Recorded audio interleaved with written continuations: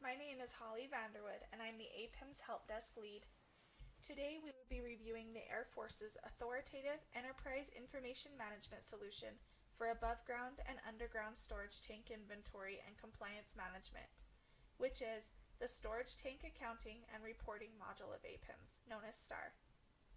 Please hold all questions until the end of the webinar, or direct them through the chat, which will be hosted by Chris Stark. STAR is a robust web-based system that provides base-level storage tank managers a tool that consolidates tank inventories into a single database and facilitates compliance with Air Force Instruction 32-7044 storage tank compliance. While the focus of STAR is the management of POL tank systems as required by AFI 32-7044, it should be noted that this module can manage other kinds of tanks, such as those storing process or wastewater, hazardous waste, or hazardous materials. Since the STAR module serves as the authoritative source for storage tank information for all environmental management purposes, it's critical that the tank inventory in STAR be maintained to be complete and accurate. Water quality, air quality, and other environmental management stakeholders rely on STAR to satisfy their respective inventory management, compliance, and reporting requirements. During this demonstration, we'll walk through completing the monthly and annual above-ground storage tank inspections that are required by AFI 32-7044 in the STAR module. To begin, select Storage Tank from the left side menu. At the Managed Storage Tank screen, any of the fields listed can be used to search for a specific tank or group of tanks. For this webinar, we'll perform a search for all tanks configured at the installation by leaving all fields blank and clicking Search. The results will be displayed in the grid. Locate the tank for which an assessment needs to be performed and select the Edit action icon to the left of the tank ID. At the Tank Identification Information screen, navigate to the Compliance Information tab. Within that tab, navigate to the Assessments subtab. At the Assessment screen, a summary of all historical inspections completed for this tank will be displayed. Hard copies of checklists can be printed by selecting Print Checklist, found in the top left side of the grid. A separate window appears with the checklist, and it will be pre-populated with the tank information and inspection questions to use while performing the inspection. Once the inspection is complete, the results can be entered into STAR by clicking the corresponding Perform button.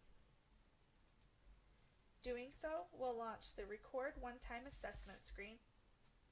The process unique ID and checklist name will be auto-populated. Enter the perform date and select an assessor. A conclusion can be selected and comments can also be added.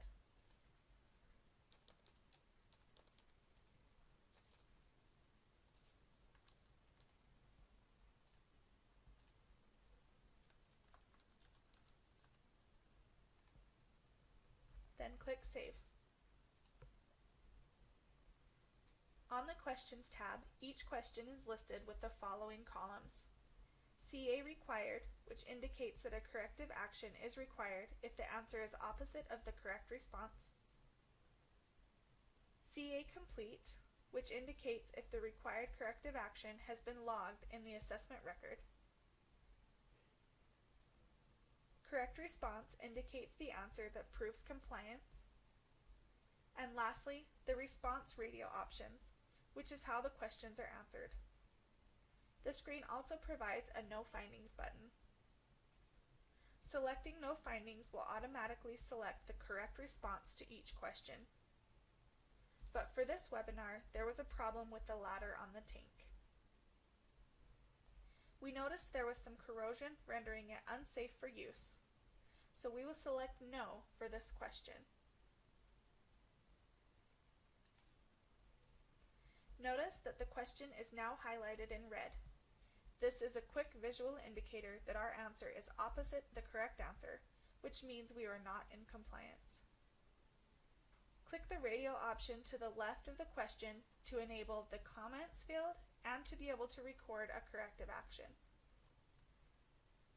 Click Record Corrective Action. The Corrective Actions modal window will open. Any predefined corrective actions will be listed here and could be recorded.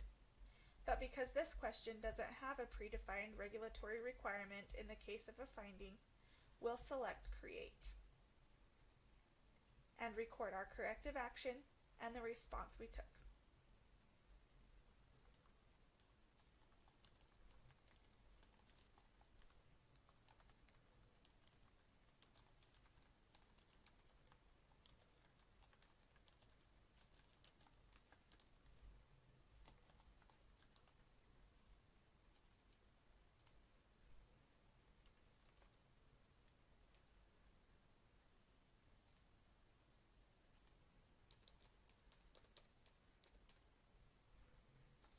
Then click Save. More corrective actions can be recorded if necessary. Then navigate back to the Questions tab. Review the answers. Then click Complete Assessment. If this button is inactive, the tank assessment is missing an answer or a required corrective action.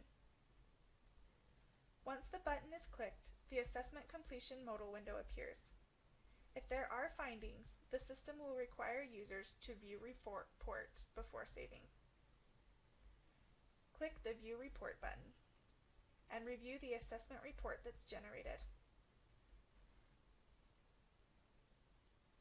Once the report has been reviewed, it can be saved, printed, or closed.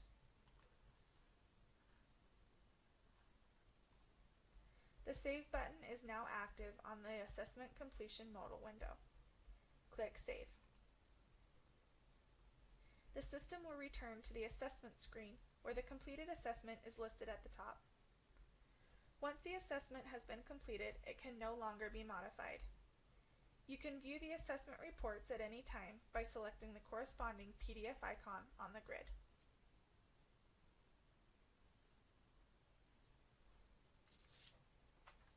The Standards Discrepancies tab provides a stoplight dashboard view of the most recent completed monthly and annual inspections. Any non-compliant items will be indicated with a red stoplight. To perform annual assessments, click the Perform Annual button and repeat the steps we've just covered. Once inspections are loaded into STAR, the Installation Tank Manager and other stakeholders are able to view roll-up dashboards and reports relevant to AFI requirements.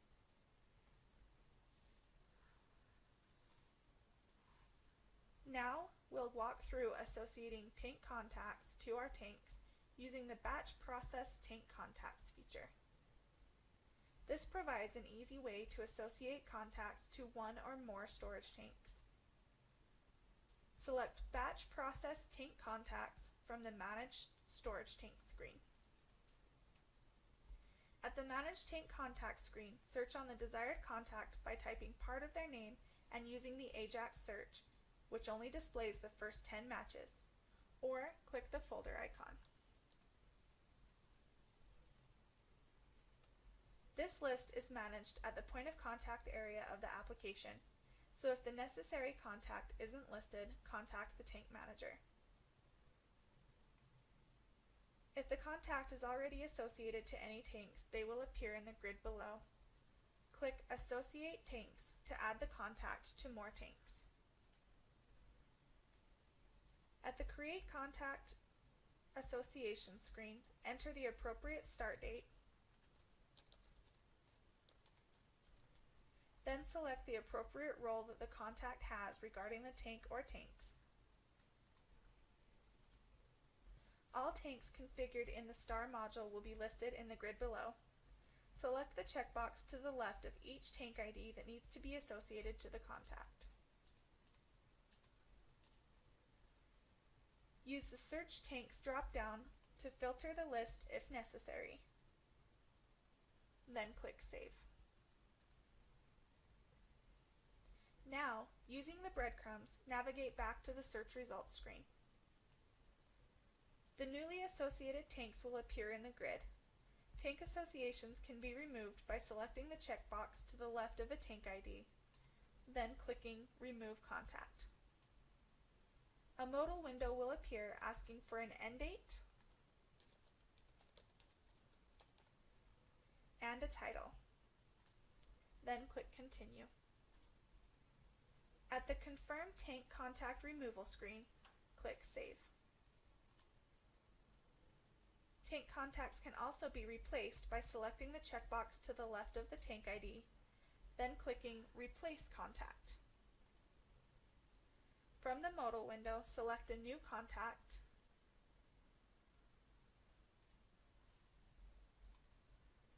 and enter a replacement date. Then click Continue. Again, the system will prompt for confirmation. This concludes the basic training for facility tank custodians.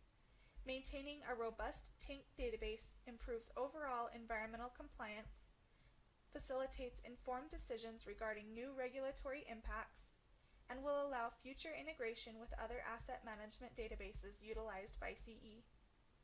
Questions or concerns may be directed to the Help Desk at 800-274-4406 or help@apims-support.com.